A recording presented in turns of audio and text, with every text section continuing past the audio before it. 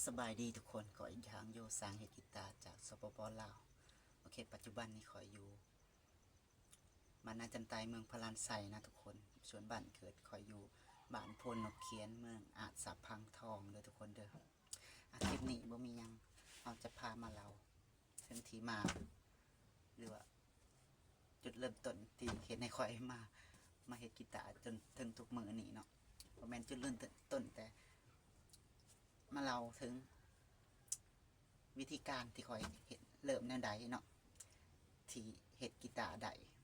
จากคนที่บริเฮียนเห็ดกีตาร์นะทุกคนนะอ่ะ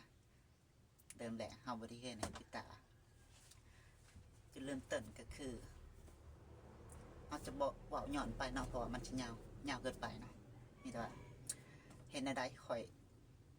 จึงประกอบกีตาร์ได้เนาะช่วงตะบิดเลยช่วงแรกๆก็คืออันนี้ช่วงนี้นะช่วงที่เฮาเห็ดกีตาร์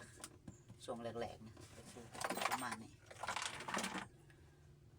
อันนี้จะเป็นไม้อัดเลยทุกคนจะเป็นไม้อัดคือกีตาร์ที่เฮาเห็ดช่วงแรกๆเนาะช่วงที่เฮาเฮียนเห็ดก็ว่าได้ก็ตอนนั้นค่อยบ่ฮู้เลยนะทุกคนบ่ฮู้วิธีประกอบกีตาร์เลยนะเฮ็ดในได้ค่อยจึงประกอบกีตาร์ได้นี่หลักฐานอันนี้จะเป็นไม้หนากีตาร์เด้อแต่โมเมนต์ไม้แท้นะเป็นลามิเนตส่วนตัวนี้ไม้ขาง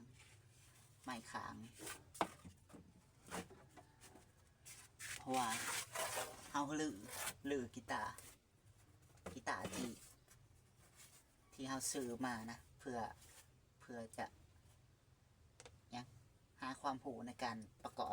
กอบกีตาร์นะเพราะว่าตอนนั้นยังบ่มีความรู้เลย อันนี้ใหม่หลังเป็นลามิเนต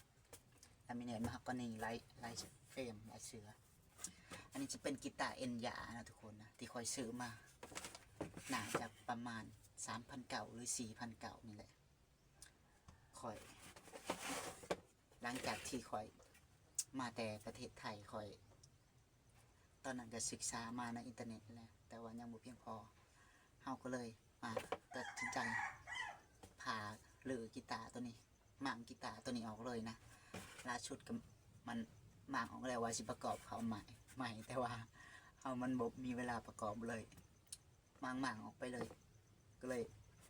สาเหตุมันเป็นแบบนี้นะแต่ก็ถือว่าคุ้มเนาะที่เฮา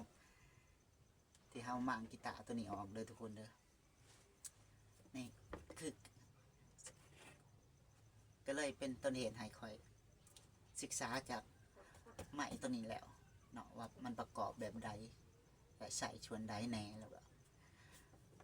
การจูนเสียงจูนยังอ่ะแบบใดในเฮาก็เอาตัวนี้มาเป็นตัวหลักแล้วก็สังเกตเบิ่งว่าไม้หนามันประมาณใดเนาะฉันจะเทือนแบบใดไม้ล่างฉันจะเทือนแบบใดโครงสร้างมันประมาณใดนะอ่ะอันนี้ก็คือกีตาร์ประมาณตัวที่4ที่5ประมาณนี้แหละตัวที่4ที่5ที่ค่อยมีกีตาร์นะแต่ว่าตอนนี้กีตาร์ที่เคยซื้อมาเนี่ยค่อยบ่มีแล้วค่อยขายออกหมดอันนี้เป็นตัวชุดท้ายที่เหลืออยู่กับตัวเองนะแต่ว่ามันพังหมดแล้วแต่ว่าเป็นยังเพราะว่าเขาแหลกมากับความสามารถในการเฮ็ดกีตาร์ที่เขาได้มาปัจจุบันถือว่าคุ้มค่าหลายเลยก็ค่อยก็ภูมิใจในตัวเองหลายเนาะค่อยก็บ่เสียใจที่พังกีตาร์ตัวเองมาหรือกีตาร์ตัวเองไปคอยบ่เสียใจนะประมาณนี้เนาะหลักๆก็คือเฮาได้การศึกษาจากกีตาร์ที่เฮาหมางออกนั่นเด้อทุกคนเด้อสำหรับในการเรียนรู้เฮ็ดกีตาร์จุดเริ่มต้นแรกๆต่อมาก็ปฏิเสธบ่ได้ว่าเฮามีการเรียนออนไลน์แล้วก็เบิ่งในอินเทอร์เน็ตต่างๆเนาะแล้วก็ประสบการณ์ฝึกฝนตัวเองมาเนาะประมาณนี้เนาะจึงมาหอดจุดปัจจุบันนี้นะที่เราสามารถเห็นกีตาร์ตัวละหลายๆหมื่นได้เนาะก็ถือว่า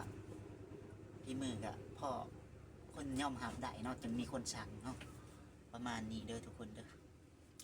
กีตาร์ทุกหน่วยเฮากับโมแมนว่าสิราคาหลายแพงทุกหน่วยนะเป็นไปบ่ได้มันก็เห็นมันมีหลายราคาเนาะมีหลายราคาแต่เริ่มต้นขึ้นไปจนราคาสูงนะทุกคนประมาณนี้เนาะบ่แมนว่าเฮาเห็ดแต่กีตาร์ราคาแพงๆนะถ้าคอยเห็ดแต่ราคาแพงๆปานเนี้ยคอยก็สิรวยมีเงินใช้หลายไปแล้ว แต่ว่าตอนนี้เฮาก็ยังแบบคนธรรมดาทั่วไปเนาะแต่ว่าพอเป็นอาชีพ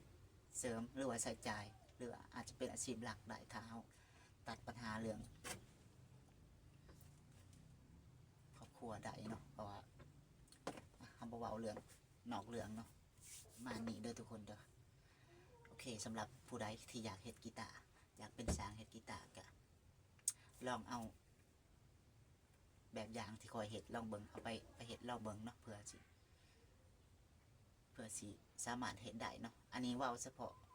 คนที่กลุ่มคนที่ว่าบ่มีต้นทุนแบบข่อยนะต้นทุนน้อยเนาะงบน้อยงบประมาณน้อยนะในการที่จะเฮาจะ